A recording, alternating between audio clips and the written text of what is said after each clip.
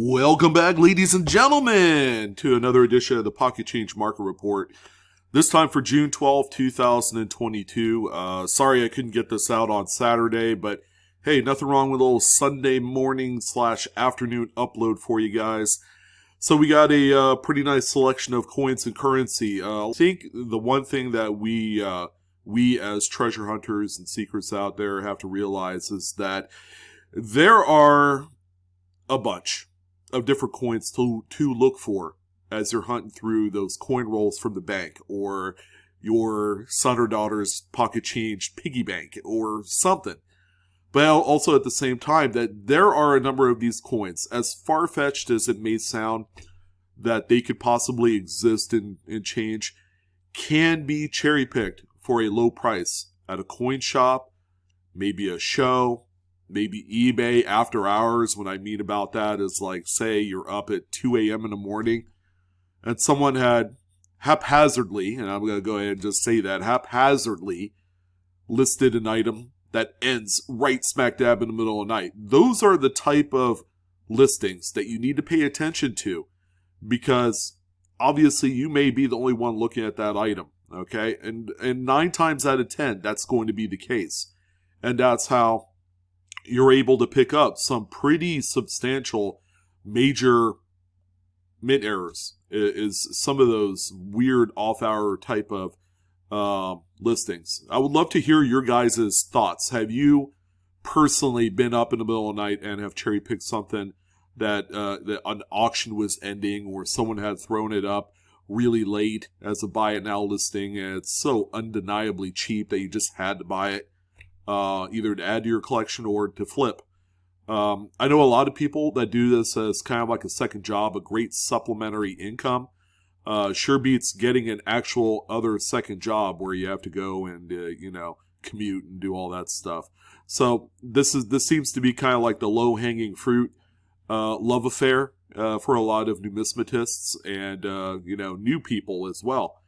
So strap in your seatbelts. Let's go for a ride down the powerful eBay sales list of coins that did sell. Again, these are all errors and varieties. They're all ungraded. All right, no sense paying extra money to do that when you can just sell it as it is. All these coins will sell for themselves. And then finally, a lot of the images that you're going to see here are 100% all natural to the listing. All right, so we're going to come across a few pictures or images that are going to be a little out of focus, a little bit dark. We're going to talk about them so that way you can enhance your photo skills in the future. But let's go ahead and dive right in to the first coin right here. We have a 1975 Lincoln Memorial cent. We have this one that exhibits what they call an indent. And how this is made is real simple. Somewhere along the line of the striking process, and you can see this happening. 2 planchets overlap and the coins were struck together. So if they're stuck together, that would mean they're bonded. If not, that means there is an actual indent in that area. So there's actually another matching coin with a little sliver of the obverse and, all the great stuff. Yeah, and a very neat, very collectible coin. This is something that you probably don't encounter too often, especially rolling through pocket change.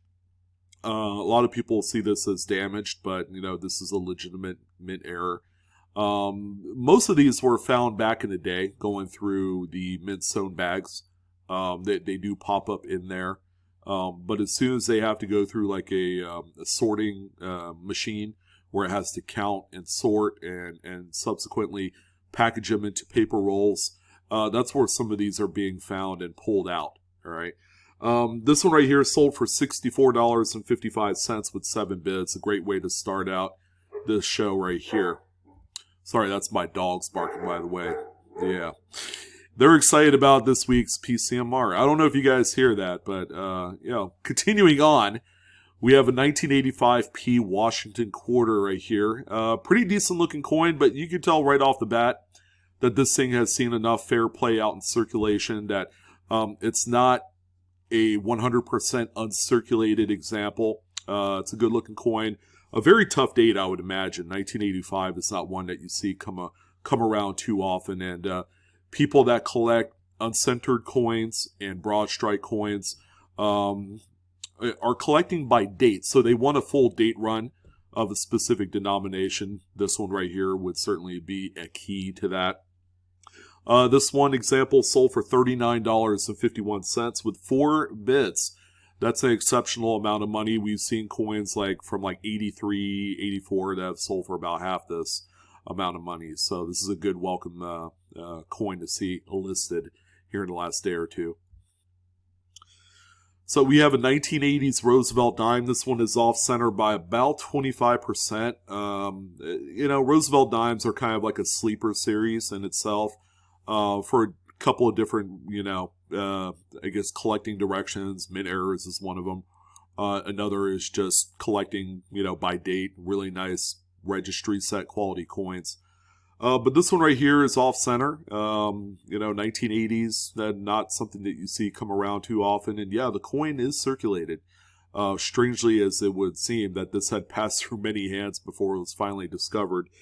This one sold for $18.90. Again, just based off of that market alone, this one is a little bit underrated. And I don't know how long it'll stay like that, as long as the other denominations continue to fly high.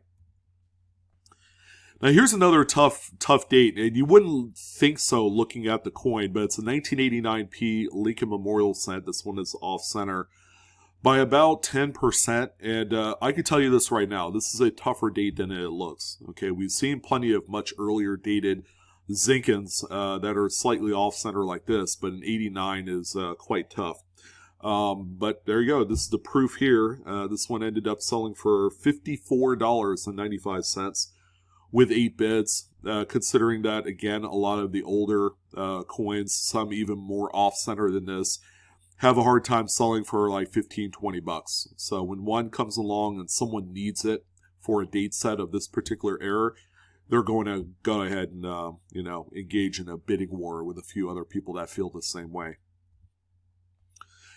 All right, our first piece of paper money comes courtesy of a relatively newer 2013 $5 bill. Okay, this Federal Reserve note here, as you can see, is a star note, but most importantly, it's one of the fancy serial numbers that we should all focus on when we're looking through paper, and that's going to be a low serial number. I like to tell folks anything with about 5 leading zeros is fantastic. Okay, those have a considerable amount of secondary market premium than say a note that has maybe 3 leading zeros or 4, although 4 to some people are quite attractive. A 4-digit low serial number still sells for a decent amount of money. But I think the combination of the fancy serial number and the fact that it's a replacement note, which is that star, is more meaningful to a collector, all right? And then people generally place a much higher kind of value on these type of notes. This one here is sold for $41.62 with 19 total bids combining to that amount. Here's just a really good looking 1916S, and this one right here was being pitched and promoted as being a retained cut break. This day and age, they're referred to as pre-cuts. So, this one here has a very noticeable crack that goes from the rim right here into the wheat stalk, but I don't quite see an exiting die crack. There might be one that could be quite faint. Generally with pre-cuts or retained die breaks, there has to be an entry and exit to the crack. So 2 different cracks going to the actual rim area is what people are looking for that collect into these. Now, this is a much earlier date for something like this, so it's not something that you see every day. This one sold for $24.50. One person put a bid in at the minimum amount, and they ended up winning this one. All right, our next piece of currency here is a 2009 $1 bill. Okay, and this is going to be more of, heed a little bit of a caution on this one. This one is tricky in the sense that people have attempted to counterfeit this. Now, the one thing that kind of gave me a little bit of reservation on this one is going to be how you could kind of see a little bit of where the black seal would be at right here. See how the paper is kind of dark in this area? And then now all of a sudden it's way over here. Now, there are legitimate examples of this type of error, all right, where a piece of the, or a portion of the plate during the overprinting process has slid or shifted all the way to one side or the other. We've seen that before. But this one right here, there's just something about this that I don't personally like. The seal looks a little bit, I don't know, it looks like it was stamped in or something to that effect. The details aren't crisp on there. I mean, look at the letters in the Department of the Treasury on this green seal compared to what you can read on the black seal. It's way more fuzzier. And again, this is something that people have played around with. People will actually take gelling pens and actually write that in there and draw it in. I've seen it done before on a few other examples, and they didn't look good. This one, again, it's going to be one of those things you just have to know what you're looking at, because this is a very valuable note if you're able to find a legit misaligned overprint. This one sold for $108.26 with 33 bids. I hope it's a legitimate example. This is one that probably I wouldn't hesitate to send to PMG or PCGS Currency, just to make sure that the investment is dialed in here. Normally I wouldn't recommend grading things like this, but this one right here is just borderline kind of suspect to me. So, when we look at the back of the note, there is some writing on the right-hand margin area. This would be the area right here where that seal would be.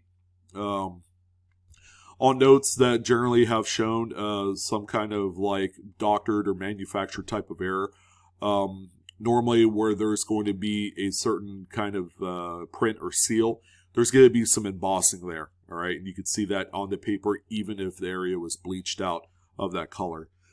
So something to keep in mind, be wary of something like this if you do come across it. Always second guess it until it becomes proven to be right or wrong. All right, so a little pro tip for you guys. Now, this is a really cool looking coin. I've owned one of these before, but I've never owned one quite to this grade level. It's an 1864 Indian head cent. Yes, this is also the L on ribbon type as well. But this is a very well-known date, not only for the L on ribbon, which is quite popular to collectors of this series, but also for the myriad of various repunch dates that you could find on this date. This is the 1864 over 1864 RPD that you can see there. So you can see the 1 and 8 clear defined punching south of the two main numbers. And in case you guys haven't figured it out, with these older, much older coins, the date, the digits of the date are punched independently into the working die. All right, and that's why you have things like repunch dates. You don't see things like this on modern coins. Anything after like 1910, you don't see things like this anymore. What's also notable, it does have some really strong what they call long acre doubling. So you see the shelf-like doubling on both sides of the devices on everything else. The series is just rife with long acre doubling type of anomalies. So those in itself aren't worth anything. They're just neat to look at. This particular coin right here in this condition and with the repunch date sold for a really nice $449.98. All right, we got more currency coming up. We actually have a number of pieces of currency. I like them all. I like talking about all of them. This is a 1977A $1 bill with an incredibly shifted to the left overprint. This one is true blue and legitimate. I mean, take a look at the black seal, how robust and vivid the coloring is here. Not to mention the clarity of the text that's inside the box.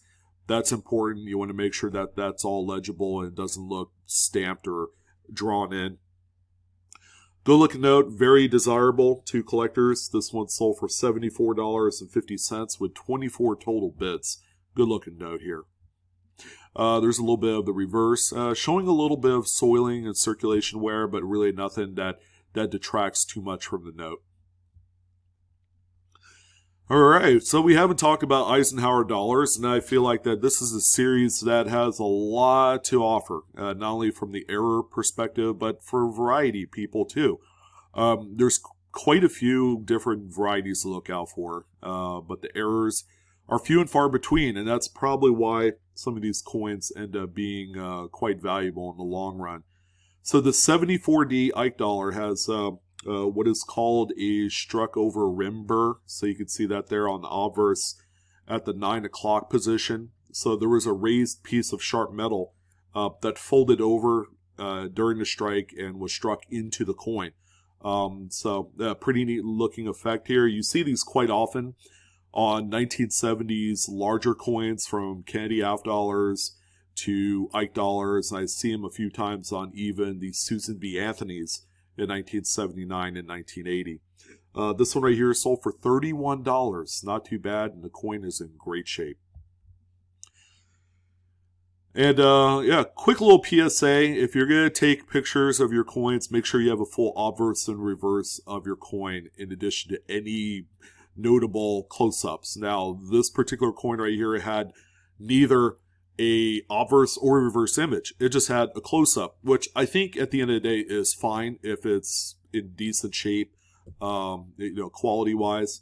We could come to the conclusion that this is a 2021 Washington crossing the Delaware quarter, and it is a Philadelphia that was mentioned in the listing.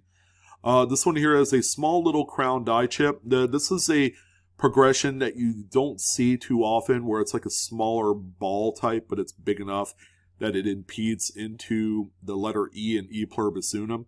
It's pretty cool. I haven't seen one of these in quite a while. I think it's been probably 6 months since I've seen this particular progression.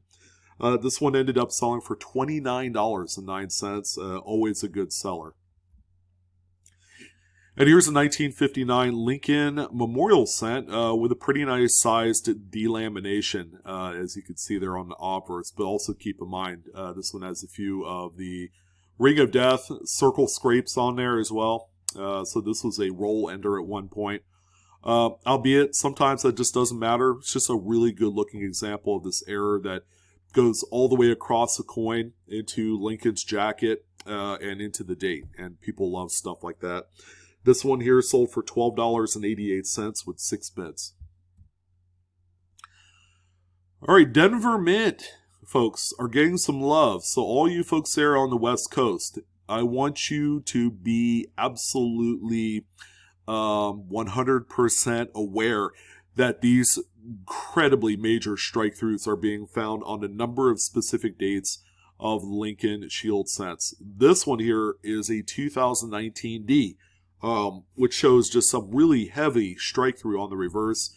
You do have a little bit on the obverse as well, although that's inconsequential to the actual error here that we're seeing on the reverse, but that is a really strong coin. These are being found all in every single date, all the way up to 2022. So keep that in mind, that these little precious gems are being found out there. This particular example did sell on eBay for $39.99, which is a great amount of money for this error. If it was a Philadelphia minted coin, those have sold for around $20-25. But seeing as how Denver is showing up to the game a little bit late with some U.S. mint errors, this is always a good one to look out for. So make sure you're flipping over every coin. You just never know what's going to show up on there. Here's 1978, just a really good looking off-center strike. This one's off-center by about 35, maybe 40%. Beautiful coin, again, probably needed in a specific date collection, and probably one day you don't encounter too often. This one sold for $37.37. All right, definitely out of focus here, but this is indeed a 1999 Lincoln Memorial cent. This one, if you could see some of the condition issues, has a little bit of a corrosion type of green stain on the obverse, but the coin overall is pretty well circulated. This is the wide AM reverse. This is the much more scarcer out of the three dates between 98 and 2000. You can see just a perfect amount of space in between the A and M. The A is the skinnier engraved example. As you can see here, the regular A is a little bit wider at its base. This one, yeah, always a good one to look out for. And even in this condition, I'm happy to say they do carry pretty respectable value. This particular one sold for $45.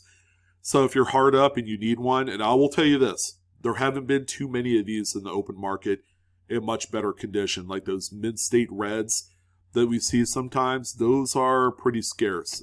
These are pretty tough to look for, and sometimes you take what you can get, which is good news for folks that are actually looking for these, because even rough, beat up, corroded examples will have some sort of market.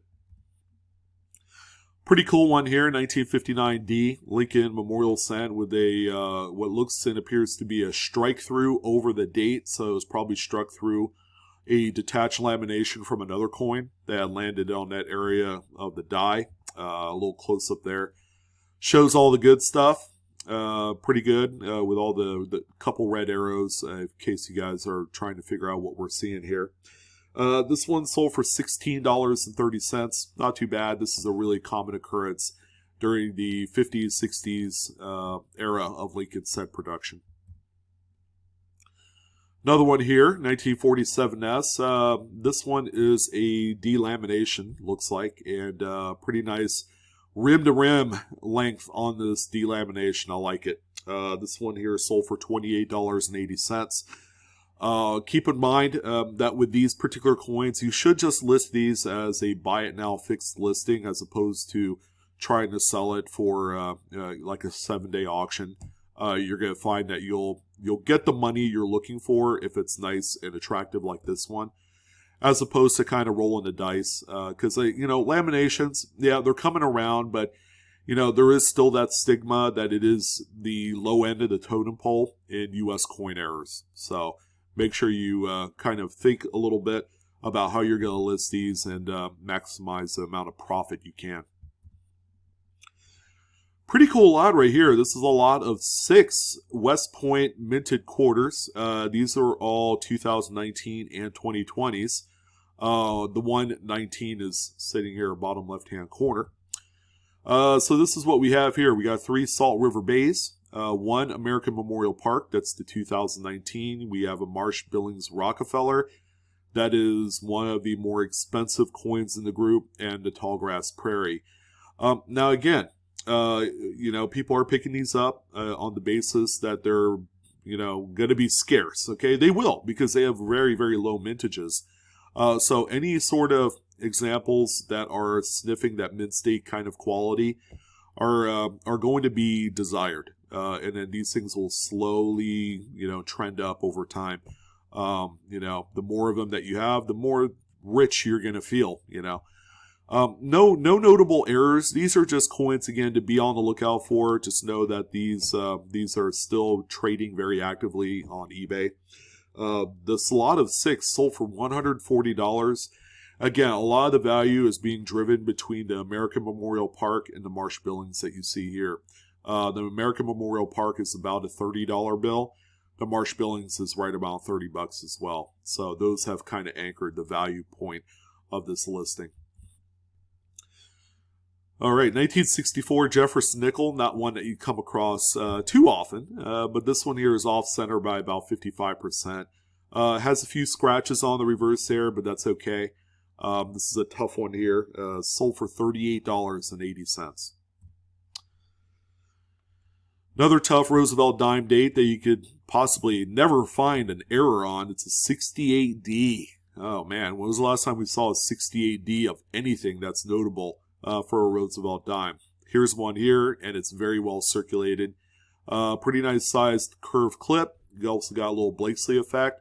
Always important to look out for. This one sold for $13.96.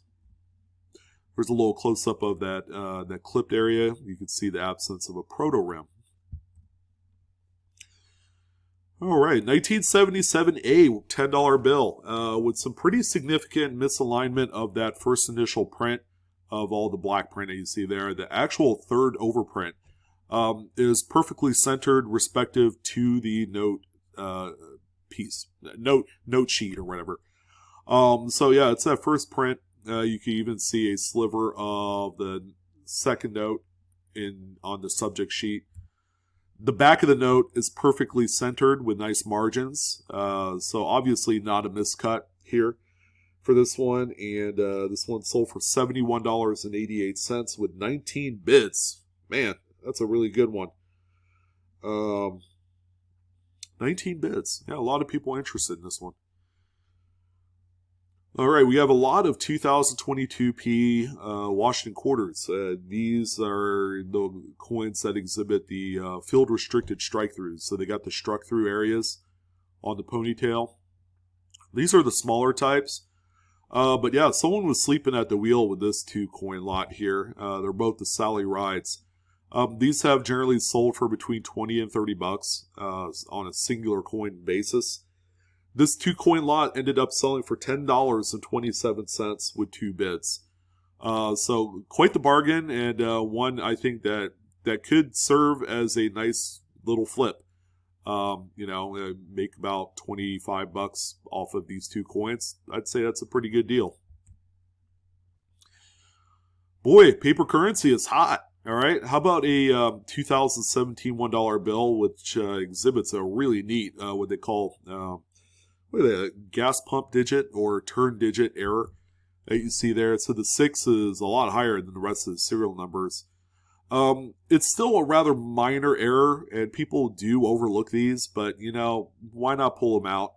They do have a market, believe it or not. I think the whole terminology of the gas pump digit error excuse me, is quite attractive to the people that collect these. This one sold for $12.89 with 8 bids. Not too bad. I would take 12 times face any day of the week for these.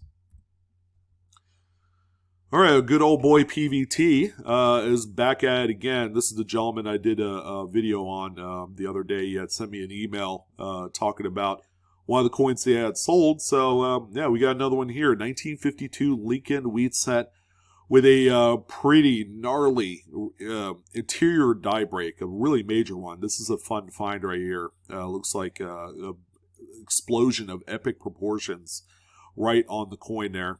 But, yeah, this is a good one to find. These are always quite niche and very valuable.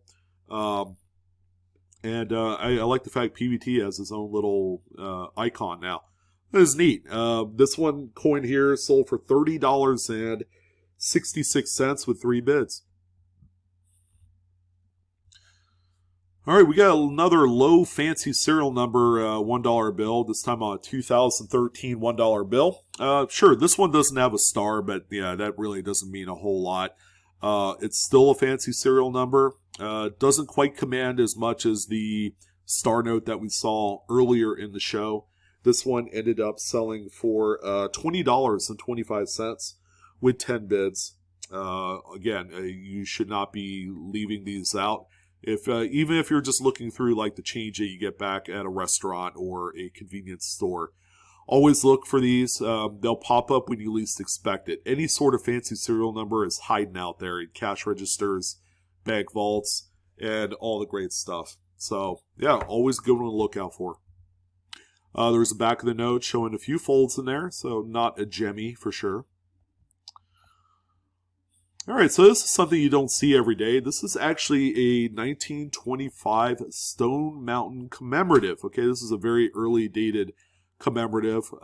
This one has a little bit of a rim clip going on there. You can see it right over the word in the motto. So yeah, pretty cool there. Again, this is something you don't see every day. Is it super collectible respective to the series? It can be, but clips are generally some of the more minor type of U.S. Mint errors, and sometimes it could be more of a detriment on coins like this than helpful. So keep that in mind.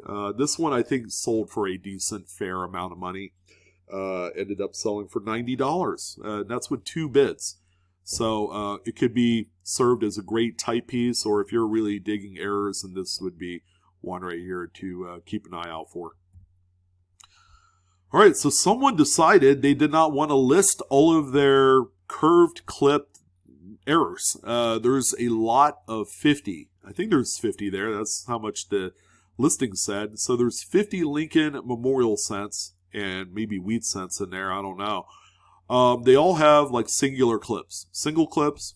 Some are spectacular. Some are just plain straight up dog meat, but you could dream, right? So I think either the seller or buyer, it really doesn't matter. There's a deal to be made here. The 50 coin set, there's a little close up of a few of the coins. So all 50 coins ended up selling for $75 with 3 total bids, kind of collecting to that amount of money. So good on the seller for being able to just liquidate all these. Maybe they just didn't want to deal with it. But also this represents a big time opportunity for someone that wants to buy these and then relist all the coins. At the end of the day, if you could amass $8 to $10 per Lincoln cent, wow, that could be huge. You can make easily probably $150 to $200 off this lot if you really wanted to. They're not going to be coins that are going to sell immediately. I'm just going to let you guys know that. These are going to be kind of like, I need coins to add to my store, to get the actual inventory count up. And, you just want pieces that you want to add in there at $9.95 shipped and just be done with it, and then reap the rewards as they come in. These are going to be fillers, guys. So again, all the money goes into one big pot. It doesn't matter how it happens, but this is going to help add volume to your store. Keep that in mind. Well, another Ike dollar, this time on a bicentennial. This time we have another curved clip, a little mini curved clip there. And you can see the Blakesley effect there by the Y. So this little flattened divot edge right here. And this is the clip right there. Again, quite minor, but it really doesn't matter. Always a good one to look out for. This one specimen, which is, by the way, a really nice high-grade piece, sold for $42.88 with 6 bids.